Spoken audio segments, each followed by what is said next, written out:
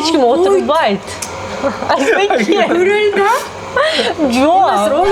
Ура! У нас розыгрыш! С 15 августа по 20 декабря успей поучаствовать. Главный приз, которым является электромотороллер.